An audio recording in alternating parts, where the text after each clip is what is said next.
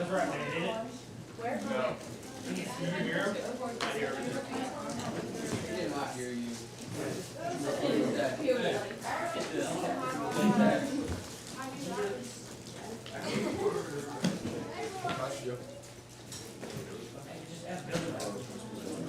That's Billy what? Billy Lou, what happened in class?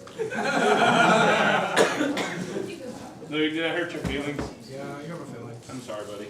I get it. I'm a man of no integrity. How did Billy hurt your feelings? So I have no integrity. Christian ethics? Yeah. There's something about Luke being in class. Isn't he just like an easy target to take on? If it had been somebody else, I probably still would have done it, but it was just more fun that it was Luke. I think that's exactly what I said the first day that Luke was in class. I mean, I had talked to you. I know. I made fun of him. Open season. I know. It was. He like threw me a softball. I was like, Look, just a special kind of person.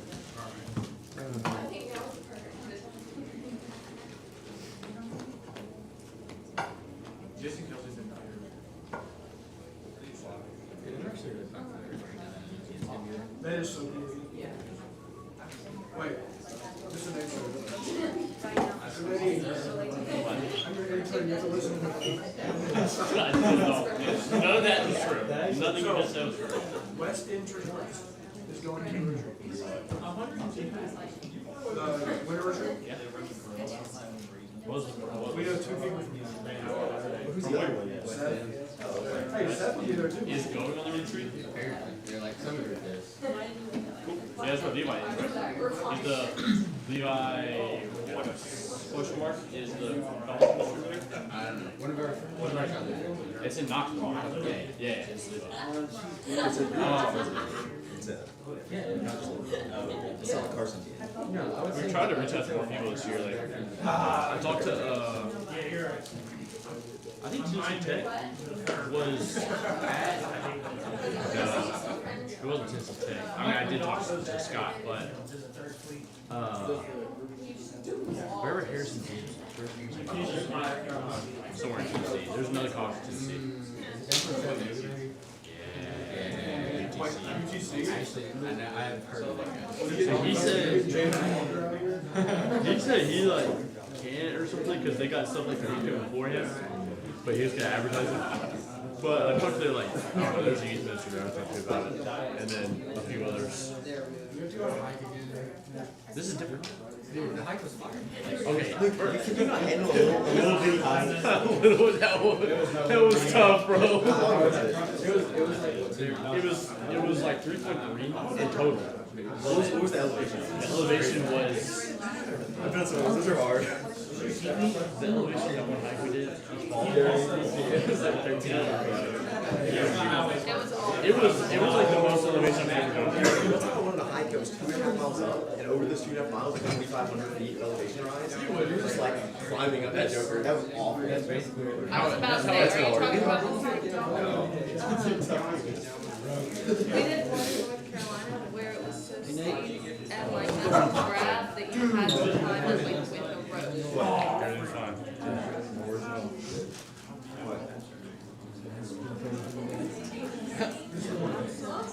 I just made my neck. So I ate the whole thing. I just did not stop. I didn't even have to have lunch. I was just like everything. Did you eat pie? one piece though. That's good. I saw at one point two grabs the whole bag of white chocolate pretzels. It was just I didn't have a good day. Well, it's hard when Tommy goes to Walmart and just buys everything. Yeah, but not for sure. You're me. But then it just sits in shit. And I was like, I'll start with this. It was 2.8 miles in total. It was. Is there room to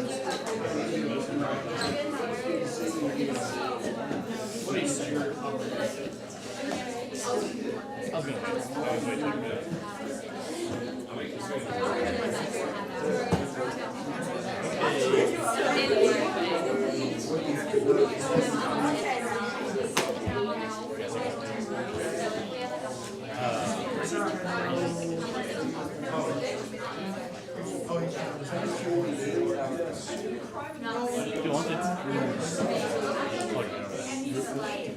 But if it bothers Jade's sequences are I won't even. Wait, name. So,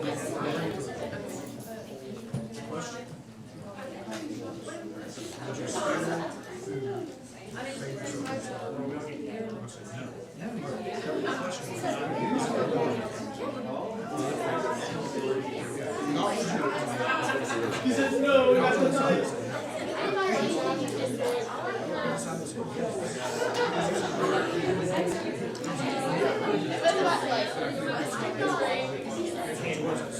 We can't use it for this.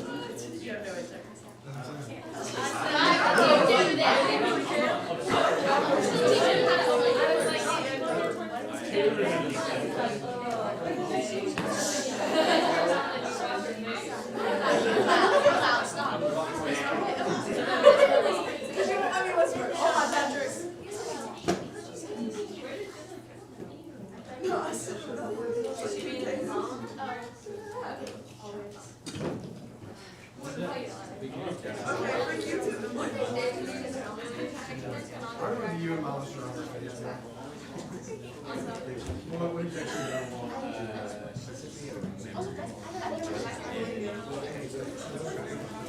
What's up, dog? Also, I think it's wanted to use it as my house. It's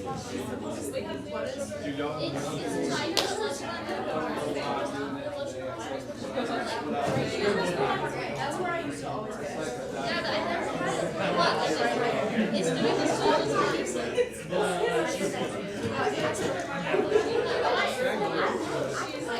I can put it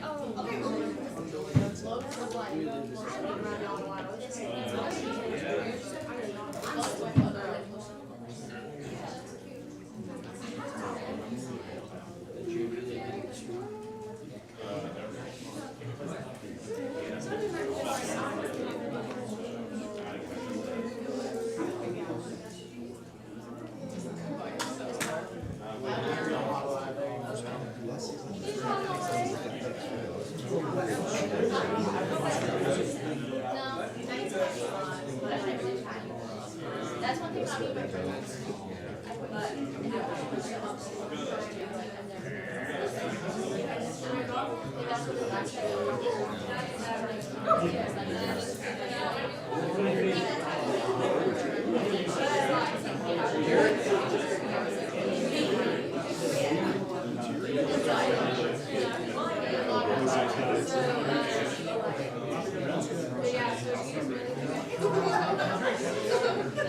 You gotta know what it's like. You gotta know what it's like.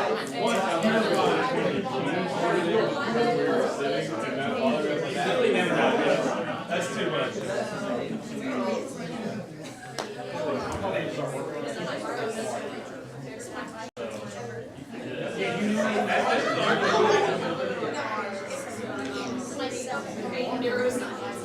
I think that's great. You are very good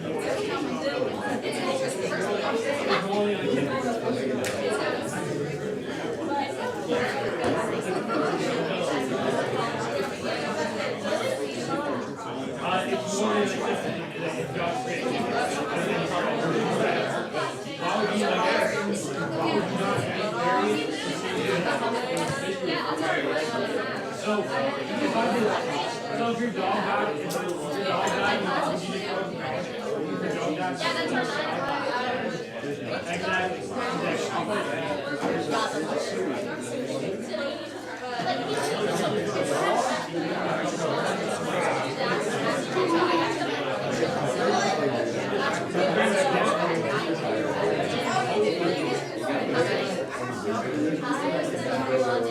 you could use it like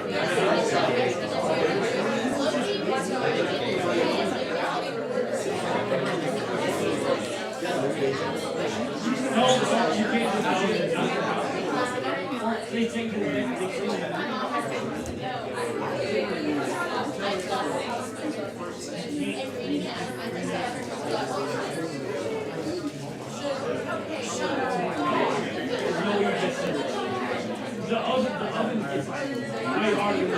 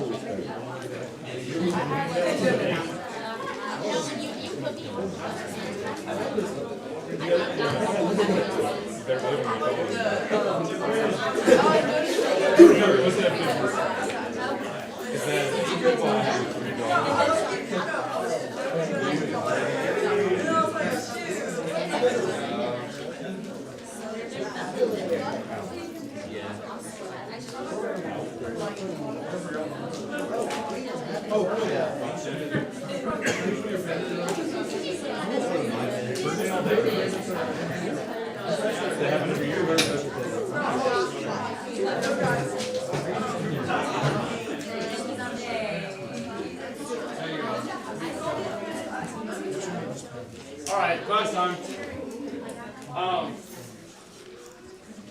Hello, good evening. Welcome to Dalraida. Welcome back to campus. I hope you had a really good Christmas break. We got just a couple of things to announce, and then I'll let Billy to do his intro for his class and all that kind of stuff. But I will tell you about some things that are coming across the slides. One thing is what was just on the screen that some of y'all just scanned is for the winter retreat.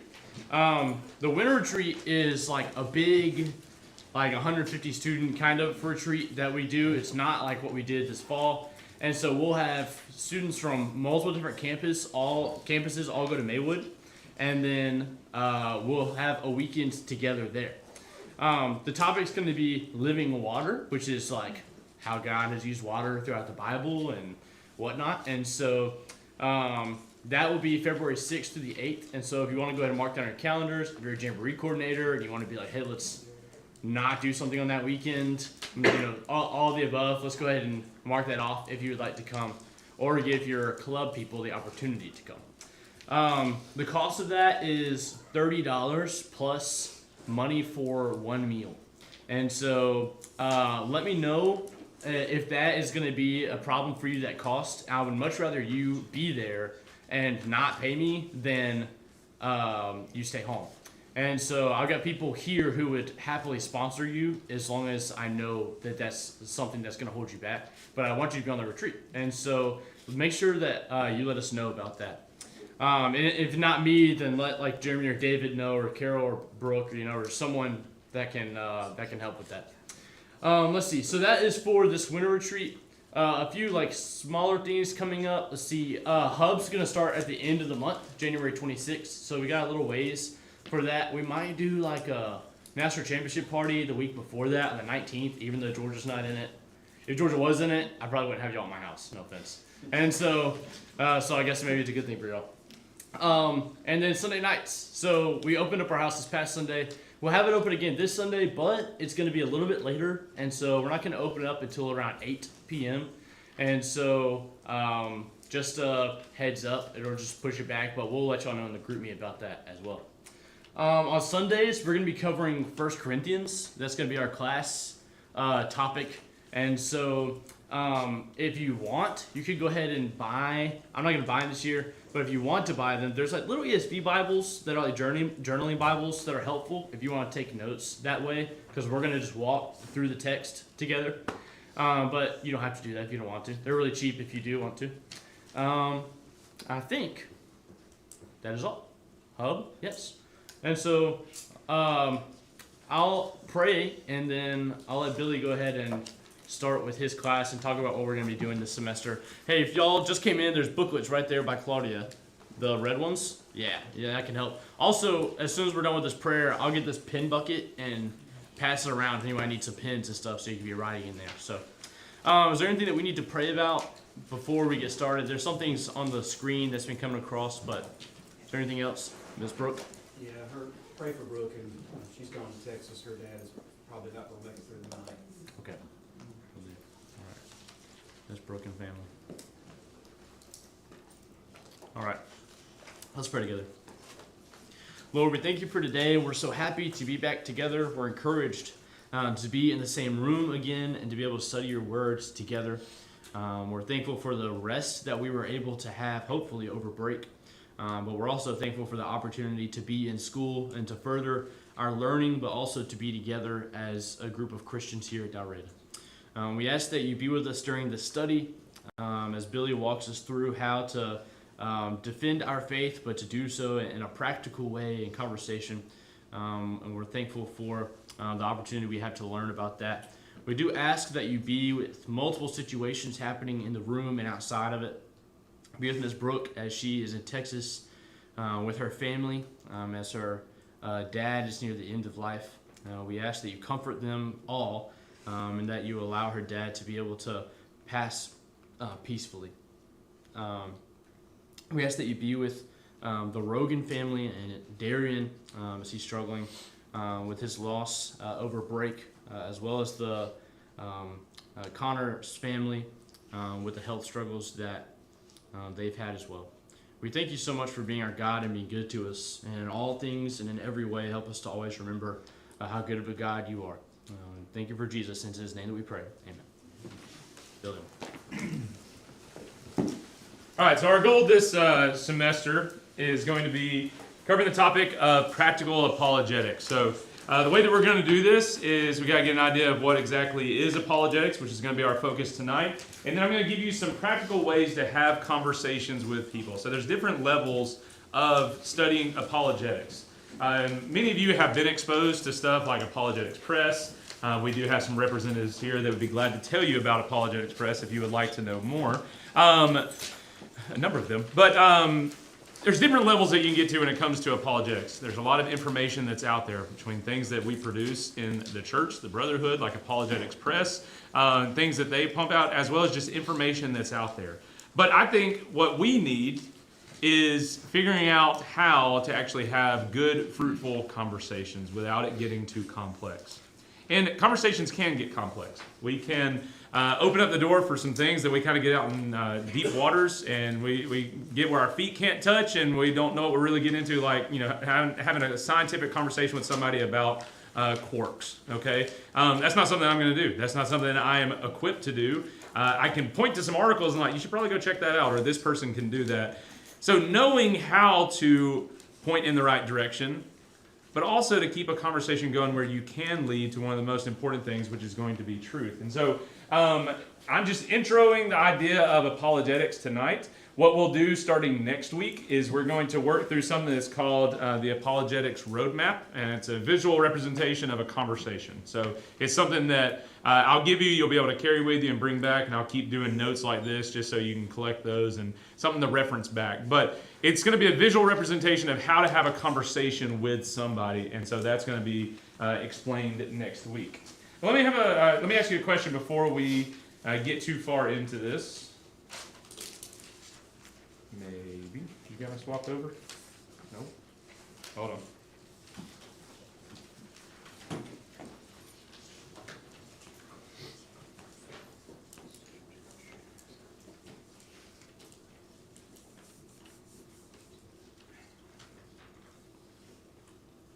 Much more fun. All right, so here's a simple question. How do you know Christianity is true? All right, so I know a lot of you that are Faulkner students. Jovan talked about truth today in chapel. I just know that stuck out to me, and I thought he did a good job of getting to that idea. But when you talk about Christianity being true, how do you know that it's true? For you, I mean, if you're a Christian, you follow it. You must follow it because you know that it's true. Why is that?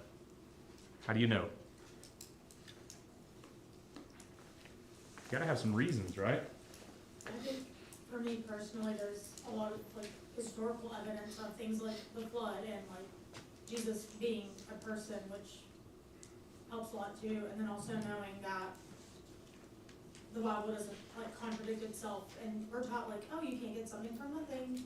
So the Bible gives you where that something came from, and it clearly wasn't nothing. Okay, all right. So you got your arguments like where did everything come from, and an explanation for discoveries like looking at the worldwide flood and what that would have caused. All right, so those are all true things, and we look at those and we examine it and say, okay, that's important. But dive a little bit deeper into you personally. What is it for you? Is it any one particular argument? What is it exactly where it clicked for you and said, no, this is the real deal. Like, this is the real thing, and I need to follow it. What is that for you? How do you know that Christianity is true? The fruits of Christians. Do what? The fruits of Christians. Okay, what do you mean by that? When somebody actually follows Christianity, people claim to be Christians, but some things are a little off. But people that truly try to, the fruits that they show, the nicest, the kindness, the love that they show, it's not something that I don't know how to explain it, but the fruits of that to me is what life should be. Okay. Yeah, I think you're onto something there, is that if something is true and you see somebody living by that, that is convicting, isn't it? To know that something is true and somebody dedicates themselves to it, and it makes you want to say, no, I want to be part of that. There's something about that, and I would say that goes to the practical side of it. So, no, I think you're spot on with observing other people. If something is convincing, then you're going to see other people go through with it and kind of want to be a part of that as well. What else? For you, how do you know that Christianity is true? Yes, sir. I like to look at the cohesiveness of the gospel accounts, how they don't contradict, Okay. and that Jesus' teachings are infallible. Like everything that he said is morally accurate. Okay, so yeah, looking at the consistency of the story of Jesus.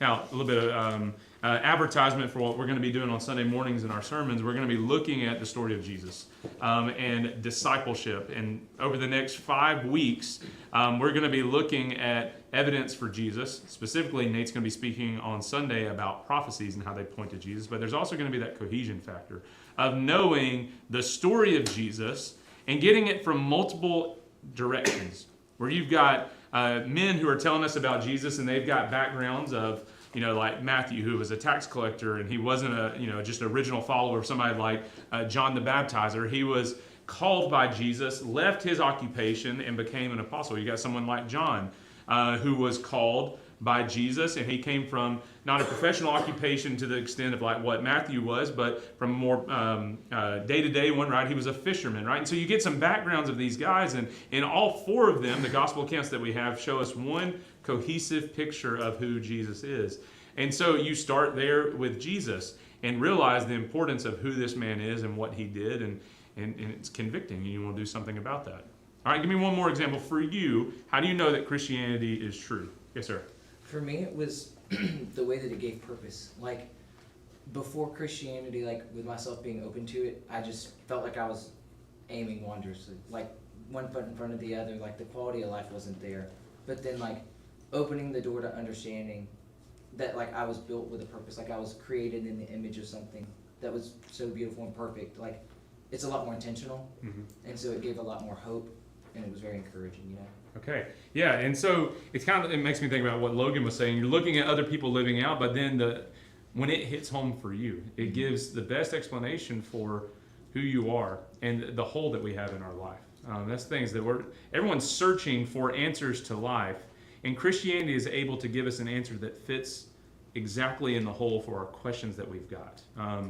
And to see that, and it's like, no, it made everything line up. If you'll notice, when we talk about apologetics, there's a formal way that we do it, where we deal with the evidences we're going to go through. I'm going to prepare you on that, of talking about the universe and where does it come from and the design of it and the reliability of the Bible. But if you really get to a personal, transparent level and you ask somebody, why do you know it's true for you? That's where these conversations matter. Because we might be missing people. It might be like 2 ships passing in the dark when we are giving people evidence for Christianity and we're proving Christianity is true, but that's not what they need to understand who God is. That's where we've got to get more practical. We can be so above people's heads, or we can be speaking past them, and we don't actually get them to where they need to go, which is going to be to Jesus. That is our goal, is to take people to Christ, who is God, who is life, who is the way, the truth, he's everything. That is our task. All right, so let's give us, as we say that, we got to have a little bit of a technical definition, because we're using this word apologetics, but we got to know what does that mean so we can work from there. So the idea of what is apologetics, you get to learn a little bit Greek tonight. I was excited Mark was going to be in here, and then he abandoned me. So Mark Davidson, he loves Greek. If you see him, if you walk up to him and say, we learned Greek tonight, do you like Greek? And see what he says.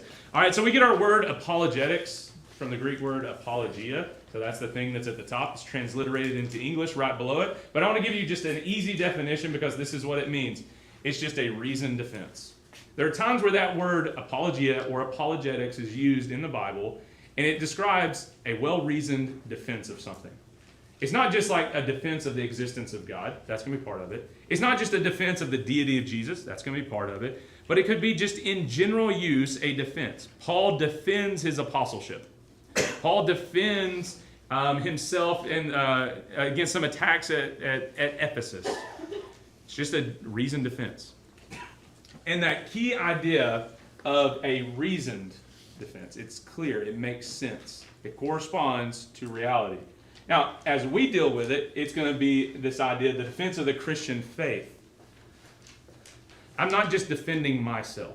Okay, I can tell you stories from my life, and I can tell you about like when I became a Christian and what helped me come to that conclusion, things that I had to work through. That's all important as well. We can talk about that. We can work in the church and say, let me tell you where I came from. And we've had that, right? We have those kind of conversations about when did we come to a knowledge of the truth. But there's another side of this where it's not, we shouldn't be trying just to defend ourselves, as in I'm going to defend my conversion story. I can tell you and use my conversion story as an illustration, but what I'm trying to defend is Jesus and the claims that Christianity makes. So the defense of the Christian faith, and we use reason, so it's logical, it's going to make sense. It's going to be well evidenced. All right, there's things that we can point to and say this is what it's all about, and arguments to demonstrate its truth. You can lay out a very nice argument that if everything has everything that came into being has a beginning, the universe came into existence. Therefore, it has to have a cause behind it. Like, you can start working through all those premises, and I butchered that one, but it's okay. But it's the idea you got to have a well-reasoned defense. And the way we do that is going to be reason, arguments, and evidence. That's going to work together. Now, where do you see this in the Bible? There's a number of places, but I want to show you apologetics in the Bible. Okay, just a few examples, just for you to mark down, because that's the number of blanks that I have for you. All right, 1 Peter chapter 3, verse 15. Somebody go there and read that passage for us as well. 1 Peter 3, verse 15.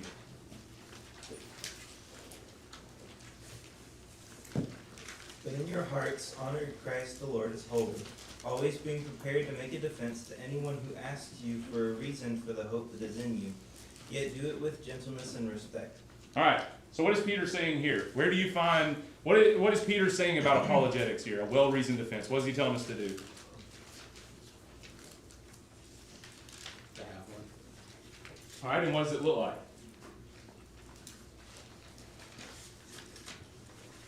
Have an answer when someone asks you a question. All right, to have an answer. Where does it begin? Look at that verse one more time. Where does it begin? In your hearts. The idea of us making a well-reasoned defense, it's got to start at the heart level for us. Can you have a non-Christian that can quote book, chapter, and verse? Yeah. Can you have them that talk about the reliability of the historical documents of the Bible? Yeah. There are well-known atheists who say, yeah, you can know that Jesus was a real person. You can know that what Luke wrote, that's actually what Luke wrote, and it hasn't been changed. Those are historical documents, but that doesn't mean that they believe in it, right? We can make some really good arguments, but if it doesn't start on a heart level for us, then we're not doing what God's asked us to do. These things have to be convicting to us. So when I ask that question about how do you know that Christianity is true, it begins with you, and then you're bringing people over to an understanding of who Jesus is. Not simply that God exists, but why you should give your life to him. That's where this goes. So what Peter is saying here, he says, honor Christ the Lord as holy in your hearts, always being prepared to make a defense to anyone who asks for what? A reason for what? That is located. That is where? In you. In you. You are defending the hope that you are already convicted by. It means you got to be all in. You may do a really good job of doing apologetics, as in making a well-reasoned defense, but if it doesn't start with you, then you haven't completed the loop. And he also tells us, by the way, do it with gentleness and respect. Right? There's a wrong way to do this, where you're just shoving information in somebody's face, or you're bringing them down. He said that's not the way that you do this. With gentleness and respect, tactfully and practically. Okay. Here's another example. Romans chapter 1, 19 through 21. Somebody go and read that passage for us. Romans chapter 1, 19 through 21.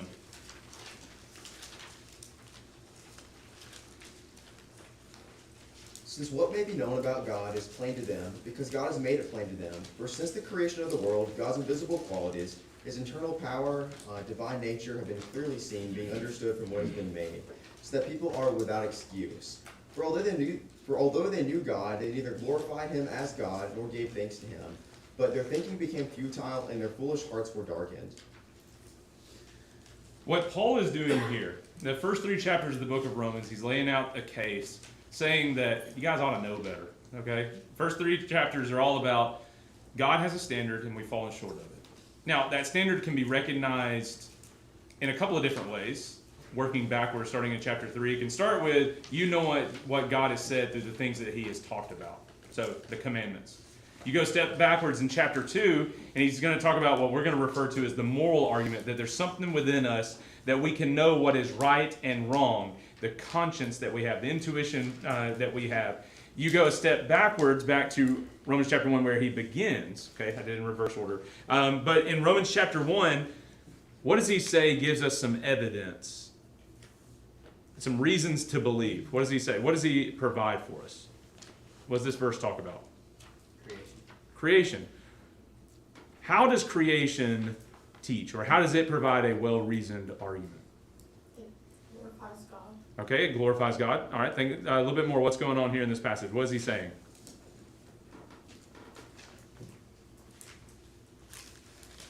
Start back in verse 18. All right, verse 19 rather. For what can be known about God? So here's the thing: God can be known. The God that we serve, the God that we want to defend his existence and teach to other people, can be known. It's not this, well, I don't know, I hope that we got it figured out. No, it's like the being who created heavens and earth, he can be known. All right, how is that possible? All right, through what has been made. And look back in verse 18. For what can be known about God is what? How does he describe it? Plain to them. Plain. It's a simple thing. What do we know? You look at creation, and what does it teach us about God? Pull your comments back in. What do we learn about God simply by looking at creation? What does it teach us? Verse 20. His power, his nature. Okay. For his invisible attributes, namely his eternal power and divine nature, have been clearly perceived ever since the creation of the world and the things that have been made. His invisible attributes. Now, this is fun. It's a study in a different area. But you think about back in Genesis chapter 1, in the beginning, God created the heavens and the earth. But also, what was present with God in the beginning? You had his spirit that was there. Of course, Christ was there as well. Now you can pull in John chapter 1, verse 3, talking about that. God brought things into existence. He spoke them into existence, but his spirit was also there as well. It hovered over the face of the water. God's power is all throughout creation, in the creation process, and still remains in that way today. What can be known about him, his invisible attributes? Thinking about the Spirit, I would say the invisible attributes of God, that you don't see the Spirit, but you see the effects of the Spirit in people's lives, right? Reading through the Bible and thinking about the gifts and things along those lines. That was part of the creation process. All these things have clearly been perceived since the creation of the world and the things that have been made. So, if we've got, going back to Romans chapter 3, we got the Word of God that stands as evidence. We've got intuition or the moral law that stands as evidence, but we have creation itself that stands as evidence. And he said, there's a lot that can be known about God and it's plain. So what does he say about us? Back at the end of verse 20. So we are what? Without excuse. Without excuse. It's like, we would use the illustration like, okay, on the day of judgment, somebody's going to stand before God. It's like, I didn't know that you were real. He's like, no, I gave you every reason to know that I'm real. So you're without excuse. Now, what you may have done is chosen to go after the things that I made instead of me as the maker of those things. And that's where the rest of the chapter goes to. He said, you gave up the creator for the creation. He said, that's where you got yourself into trouble. But all the things about me, his divine nature, all those things can be clearly perceived since the beginning. If you just look around and see. That's just one line of evidence. So that's an example. Another example of apologetics in the Bible. I've got the whole chapter on here essentially, but we're going to start in Acts chapter 22, verse 1. This is where Paul is going to make a defense. And let's look at some of the things that go on here. Acts chapter 22, starting in verse 1. I'll read for a moment. Brothers and fathers, hear the defense, so the apologetic, the argument that I'm going to make before you. And when they heard this, that he was addressing them in the Hebrew language, they became even more quiet. And he says, look at what he says. Ready? All right, here's his defense. Look, I'm a Jew, born in Tarsus, in Cilicia. But I was brought up in the city, educated at the feet of Gamaliel, according to the strict manner of the law of our fathers. But being zealous for God, as all of you are this day, I persecuted this way to the death, binding and delivering to prison both men and women, as the high priest and the whole council of elders can bear me witness. From them I received letters to the brothers, and I journeyed toward Damascus to take those also who were there, and to bring them in bonds to Jerusalem to be punished. He's like, all right, I want you to think about what you know about me. He said, you know where I came from. I mean, like, you know my birthplace. You know my lineage. You know geographically, biographically who I am.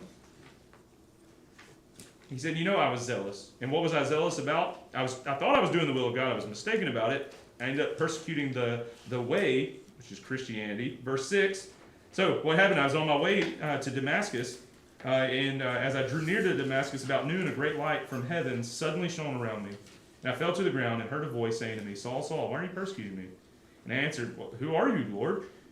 And he said to me, I am Jesus of Nazareth, whom you are persecuting. Now those who were with me saw the light, but did not understand the voice of the one who was speaking to me. And I said, what shall I do, Lord? And the Lord said to me, rise and go into Damascus, and there you'll be told all that is appointed for you to do. And since I could not see because of the brightness of that light, I was led by the hand by those who were with me and came into Damascus. Now, essentially, he's going to go on from there and keep defending his conversion account that you can read of in Acts chapter 9. Now, you look at this, and it's like what I said earlier. We have an example of Paul going from being zealous for the Lord, but misguided, right? Because he was persecuting the way, to becoming a believer. Why did he become a believer? What does it say? Why did he become a believer? What changed him? Jesus. We look at the example of Paul and his conversion, and we think, okay, if a murderer can become a Christian, so can I. That's true. If his sins can be forgiven, so can mine. But what Paul's defense is all about is pointing to Jesus, isn't it? He's saying, I'm telling you where I came from, what you know about me, I'm connecting all the dots. He said, I'm not out of my mind. What happened to me was I saw the resurrected Jesus. In the same way, when somebody says, what happened to you? I remember you in high school. I remember you in college. And now you're here at church, and you're inviting me to go to church. What's happened? Well, let me tell you who Jesus is. That's what changes lives. The defense is not just Paul's conversion. The defense is Jesus' conversion. That's the key to this, and that's where it's one of the most important things to recognize. All right, a couple other examples just to fill in my blanks there. Philippians chapter 1. Let's go over there. Philippians chapter 1. Somebody read verse 7 and verse 16 for us.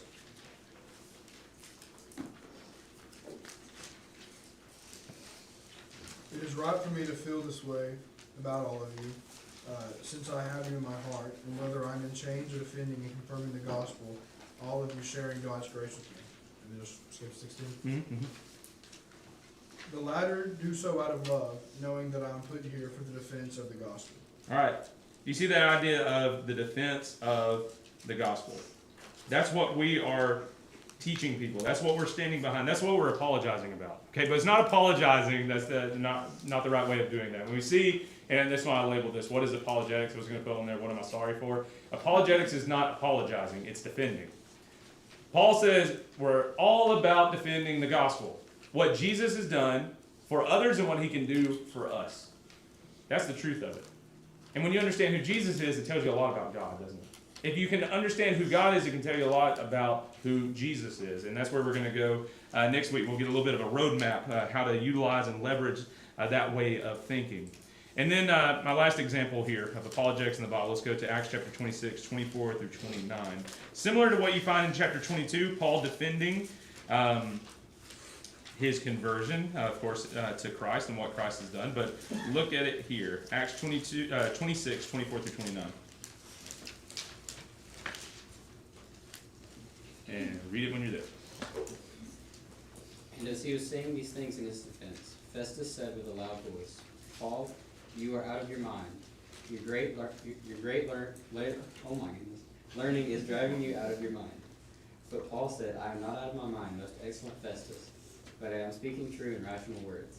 For the king knows about these things, and to whom I speak boldly. For I am persuaded that none of these things has escaped his notice, for this has not been done in a corner. King Agrippa, do you believe these prophets? I know that you believe. And Agrippa said to Paul, in a short time, would you persuade me to become a Christian? And Paul said, whether short or long, I would to God that not only you, but all who hear me this day might become such as I am, except for these chains. All right. A lot has been said about Agrippa in his statement. Would you almost persuade me? You know, a lot has been put on that. But I want to look more at the tactic of what's going on here. Right out of the gate, you get the idea that Paul is making a defense. He's been doing that for the past few chapters because he's been in jail and he's explaining what he's saying, what's happened to him, all of those things, all right? And look at the response back to him. Festus looked at him and said, you are out of your mind. Part of his defense that he's been doing, he's been showing that, look, he said, I'm not out of my mind. What happened was I saw a resurrected man. I saw Christ. It's not that he went off the rails. That's not what happened to Paul at all. He said, look, I'm not out of my mind, but I'm speaking true and rational words. It's the same thing that we're trying to do. When we're defending truth claims, true and rational words. Now, he also knows his audience, and that's where this conversation is going as well. Paul says this, for the king knows about these things, so what happened to him, and just in general, the things that have happened. He said, so I'm speaking to him boldly. I am persuaded that none of these things has escaped his notice, for it hasn't been done in a corner. I mean, the whole city was in an uproar, starting after the resurrection in Jerusalem and broadening out from there. He's like, look, he knows all these things. So he turns on Agrippa, turns to him, and, he's asking him, he's like, have you connected the dots? And Agrippa, in his statement, would you, a short amount of time, persuade me to be a Christian? One of 3 times the word Christian is used in the New Testament. But look at Paul's understanding here. I don't want to focus too much on Agrippa and more on what Paul's tactic is. Verse 29. I like this idea. He said, look, ever how much time it takes, if it's a little bit of time or it's a long amount of time, I would to God that not only you, but also all who hear me this day might become such as I am. That's the extremes that we should go to defend Christianity. Ever as much time as you'll give me. It might be sitting at a coffee shop across the table from somebody. It might be sitting on a plane next to somebody. It might be talking to somebody in your dorm room. It might be a coworker. Ever how much time somebody's going to give you, you take it in order to teach them about Christ and the truth of these things. And you're a factor into it. You're trying to bring them over to something that you believe, because if you start, it's like, man, let me tell you about Christianity. Like, what are you talking about? You don't follow Christianity. Listen to your mouth. Look at the things that you're doing. You can't disprove Christianity in that way, but you're not doing a great job of leading people to it because you're not actually following it yourself. So Paul's like, look, I would love for you to come just as I am. And he makes that same kind of statement like in 1 Corinthians chapter 11, verse 1. He says, imitate me as I imitate Christ. And he puts on this extra phrase right after he said, except for these changes. Like, I got some bondage that's going on here, right? He's like, I wish you were as free as I am. I don't want you to be in prison, but just so you know, Jesus already said this. If you decide to be a Christian, persecution is a potential for your life. Just be ready for that. I'd rather you be free and just serve Christ openly.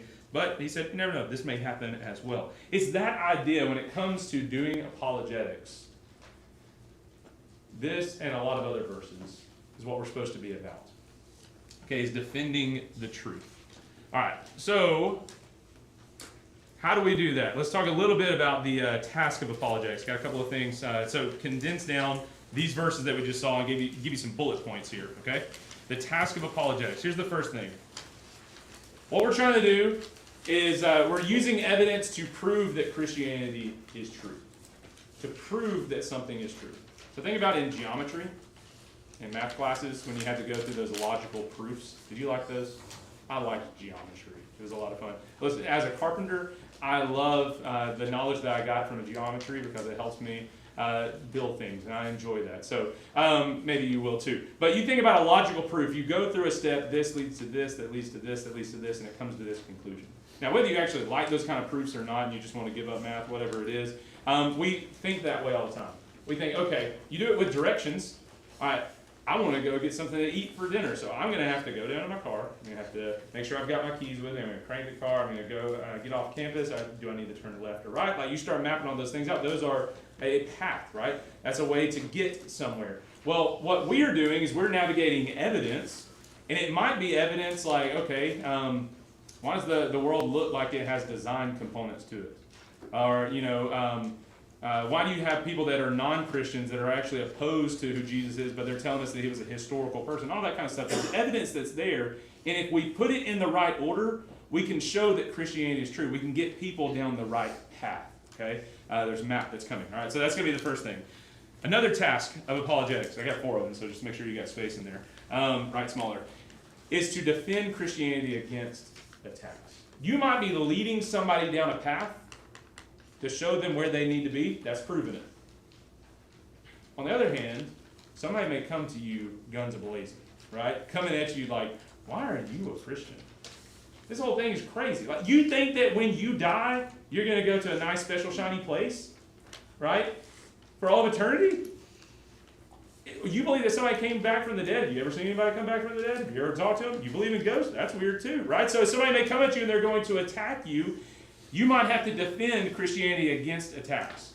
It's like, oh, now slow down now. Before you fire off all that information, let's kind of work through each one of those. Let's back up a little bit. You may have to defend. Somebody may come at you. Less than ideal, right? Nobody wants to get pinned down. You don't want to be under fire. But you might have to put up your shield. Luckily, you got a shield. You got a bunch of armor to be able to contend against the darts that are coming at you. A little bit of Ephesians 6 in there, right? So defend Christianity might be one of your tasks.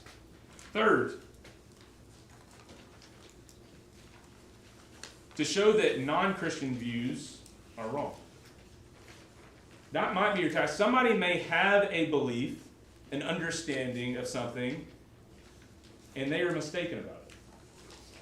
Now, you're going to use a combination of all of these, but I just want you to think.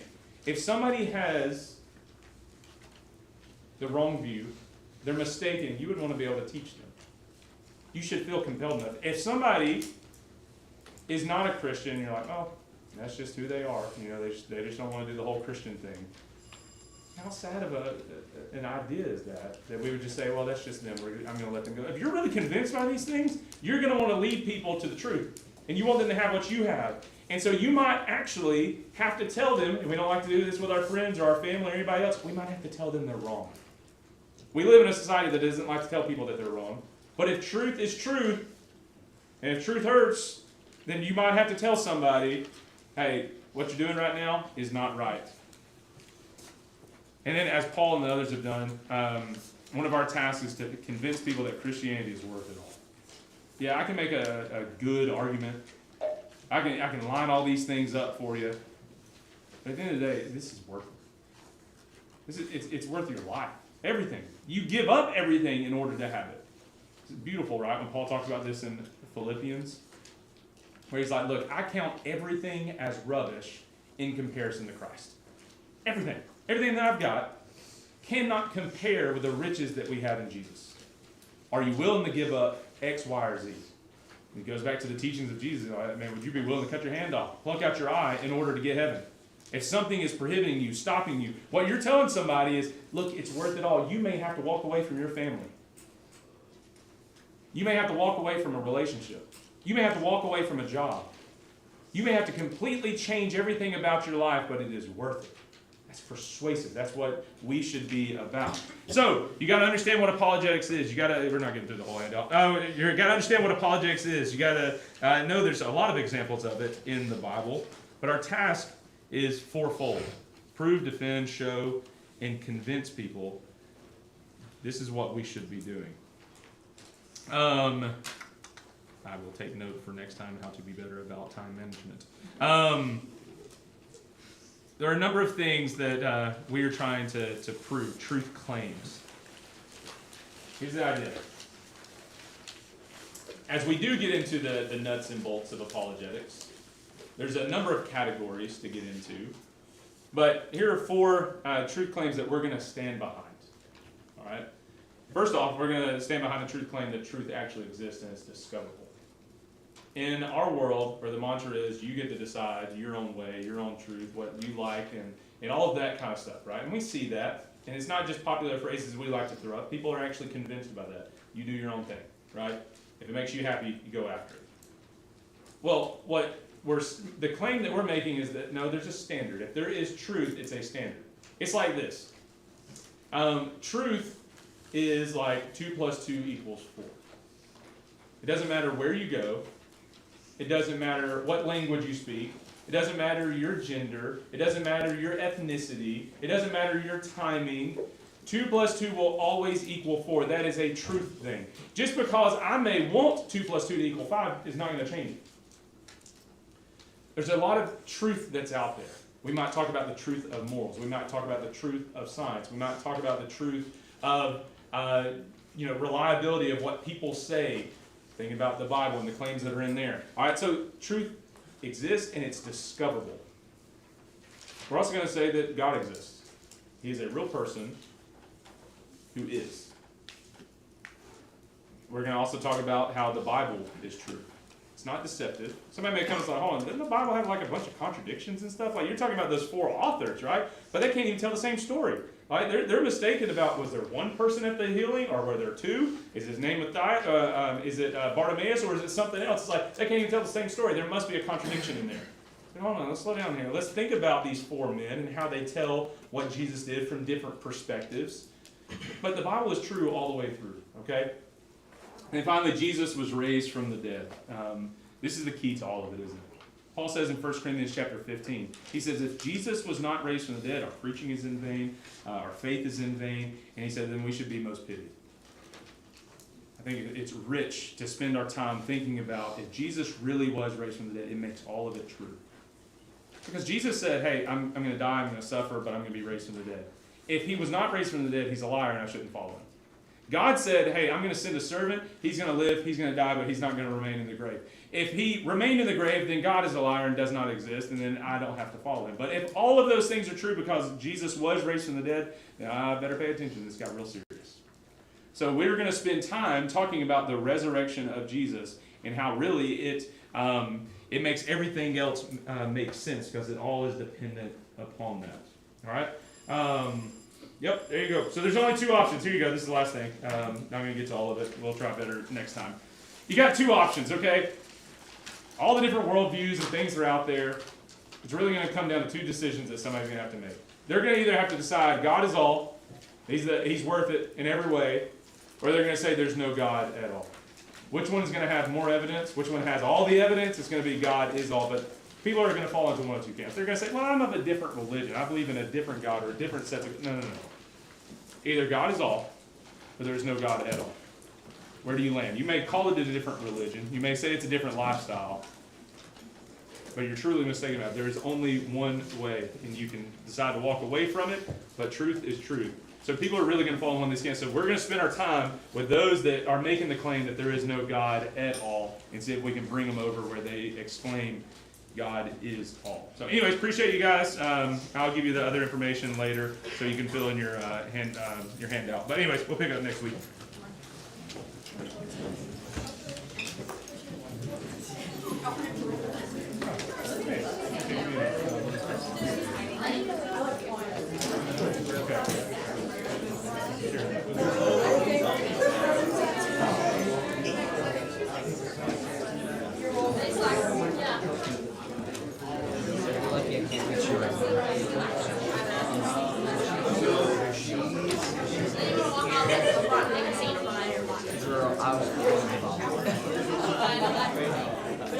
I looked at her, I said,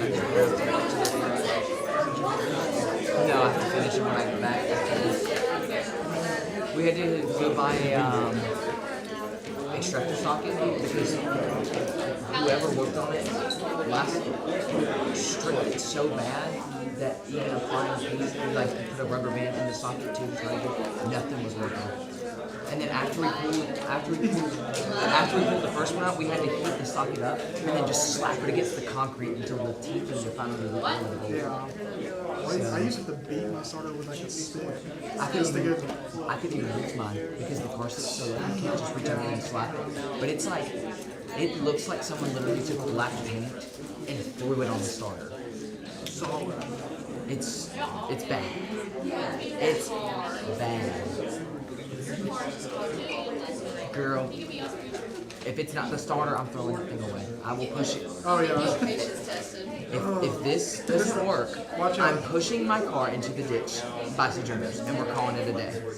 Happy New Year, happy Kwanzaa. I'm graduating. Bye. Y'all can deal with the car. This is my party gift. Exactly.